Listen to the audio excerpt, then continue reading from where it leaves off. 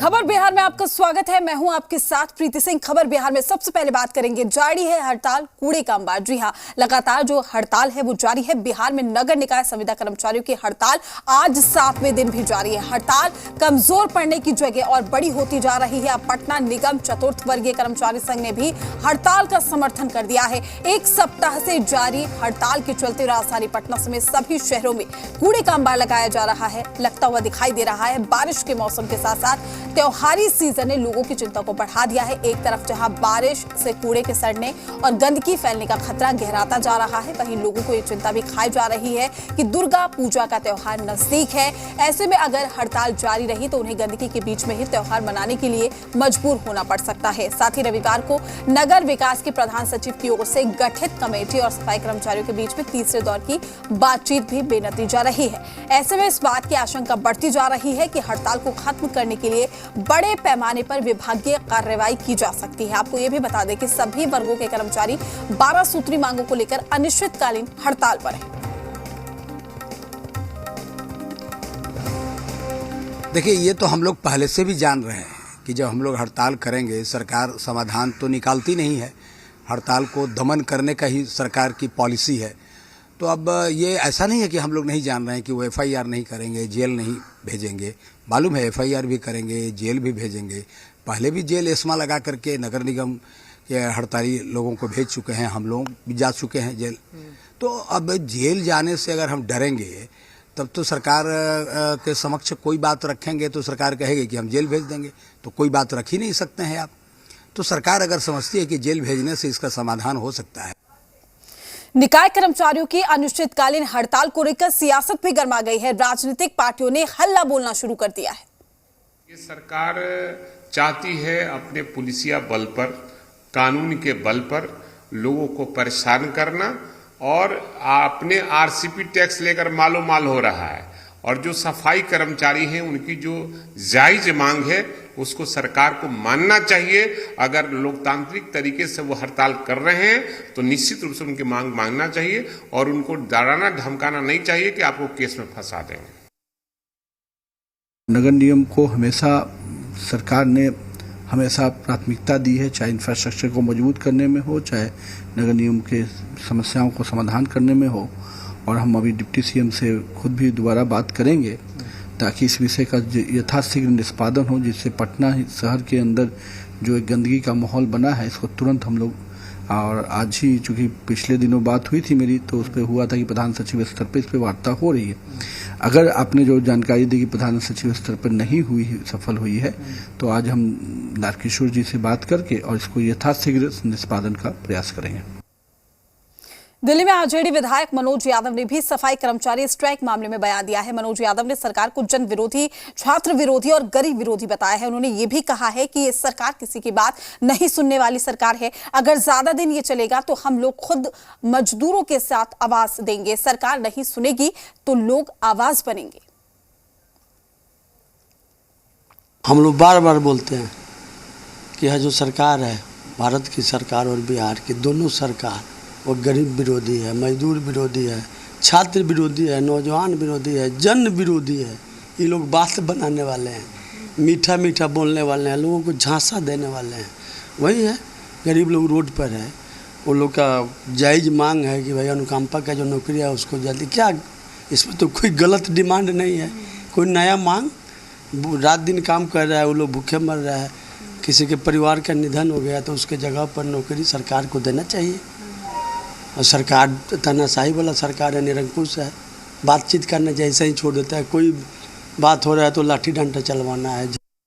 तो हड़ताल जारी है, लेकिन लगातार बात भी की जा रही है, लेकिन बात पर सहमति जो है वो फिलहाल अभी बनती हुई नहीं दिखाई दे रही है। तमाम जानकारी के साथ हमारे संवाददाता आशुतोष पटना से हमारे साथ लाइव जुड़ चुके हैं। आशुतोष, लगातार हड़ताल जारी है, अब इसको लेकर सियासत भी गर्मा गई है।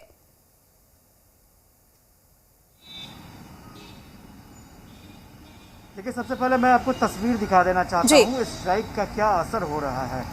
यहाँ आप देख सकती हैं कि कूड़े का अंबार लग चुका है और जो मौसम के हालात है, यहाँ हर दिन रुक रुक कर बारिश हो रही है और बारिश में स्वाभाविक तौर पर ये कचरा जो है वो सड़ रहा है और इसके बाद बीमारी का खतरा भी मंडराने लगेगा। और वैसे भी अभी जो वायरल फ्लू और बहुत सारी बीमारियों को देखा जा रहा है, उसका प्रकोप बढ़ रहा है, तो इसे बेहतर संकेत नहीं कहा जा सकता है।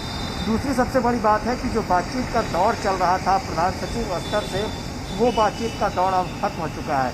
यानी अब इसमें मंत्री स्तर से बातचीत होगी, क्योंकि नगर विकास विभाग के प्रधान सचिव ने साफ तौर पर कह दिया है कि ये उनके हाथ का मामला नहीं है, अब ये वित्त विभाग का मामला है और वित्त विभाग ही इस मामले पर कोई फैसला ले सकता है। नगर निगम कर्मचारी संघ से जुड़े जो लोग हैं, उनका साफ तौर पर कहना है कि जो भी सफाई कर्मी हैं, उनको समूह घ का जो पद खत्म कर दिया गया था, उसे फिर से सृजित करना और जितने भी सफाई कर्मचारी हैं उन्हें समूह घ के पद पर फिर से नियोजित करना है। उनकी सैलरी फिक्स हो, उनको सैलरी दिया जाए। तो दो मुख्य मांगे जो थी, नियमित करना और सैलरी फिक्स करना या समान काम समान वेतन देना, उस पर जो है मामला वो अटक गया, फंस गया और यही वजह रही कि 2 दिन की बातचीत के बावजूद भी रास्ता नहीं निकल पाया है। नितिन नवीन जो मंत्री है और जो पटना के विधायक हैं, उनसे हमारी बातचीत हुई। उनका साफ तौर पर कहना था कि पहले उन्होंने कोशिश की थी, बातचीत की थी डिप्टी सीएम के साथ, ये उन्हें जानकारी दी गई थी कि अधिकारी स्तर से बातचीत चल रही है, लेकिन अगर वहाँ पर मामला फेल हो चुका है तो अब डिप्टी सीएम से वो फिर बात करेंगे। आज के बारे में उन्होंने कहा है कि आज वो बात करेंगे और बीच का रास्ता निकालने की कोशिश होगी। तो स्वाभाविक तौर पर जब तक रास्ता नहीं निकलता है, लोगों की परेशानी बढ़ती रहेगी और जैसे जैसे दिन बढ़ रहा है, अगर पटना की बात करें तो पटना में एक दिन में लगभग 750 मीट्रिक टन जो है कचरा निकलता है। अब अंदाज़ा लगाइए कि क्या परिस्थितियां हैं। और अभी फ़िलहाल पटना नगर निगम अपने स्तर से कुछ रिसोर्सेज के ज़रिए कई जगहों से कचरा उठा रहा है, हटा रहा है, लेकिन वो पर्याप्त नहीं है पटना जैसे शहर के लिए। तो इसमें कोई दो राय नहीं है। अपोजिशन को लेकर के आपने देखा होगा कि अपोजिशन ने सपोर्ट कर दिया है सफाई कर्मचारियों को, तो ऐसे में सरकार के ऊपर दबाव बढ़ गया है और देखना दिलचस्प होगा कि डिप्टी सीएम, क्योंकि नगर विकास विभाग के भी मंत्री वो हैं और वित्त विभाग के भी मंत्री वो हैं, तो आगे क्या फैसला लेते हैं इस पर सबकी निगाहें टिकी होंगी। बिल्कुल आशुतोष, जैसे कि आप जिक्र भी कर रहे थे, देखिए 12 सूत्री मांगे हैं, लेकिन 2 मांगे ऐसी हैं जिनको लेकर सहमति नहीं बन पा रही है। तीसरे दौर की जो बातचीत रही वो भी बेनतीजा रही। उम्मीद बेशक है, लेकिन फिलहाल अभी ये कहा जा सकता है कि ये स्ट्राइक और भी ज्यादा चलने वाली है, क्योंकि सहमति बनती हुई नजर नहीं आ रही है और आर पार की लड़ाई में कर्मचारी है, उनका सीधे तौर पर कहना है कि इन 2 मांगों को भी, स्पेशली वो इस चीज का जिक्र कर रहे हैं, मेंशन कर रहे हैं कि इन दोनों मांगों को मानना ही होगा, क्योंकि हम कोविड काल से इस मांग को उठा रहे हैं, लेकिन अब तक हमारी सुनवाई नहीं हुई। देखिए, स्वाभाविक तौर पर सिर्फ कोविड काल से ही नहीं, अगर इनकी मांगों को आप देखेंगे तो काफी लंबे समय से ये मांगे चली आ रही थी और जो जानकारी मिल रही है उसके मुताबिक अब नगर निगम सख्त रुख इख्तियार करने की ओर है और कानूनी कार्रवाई भी की जा सकती है।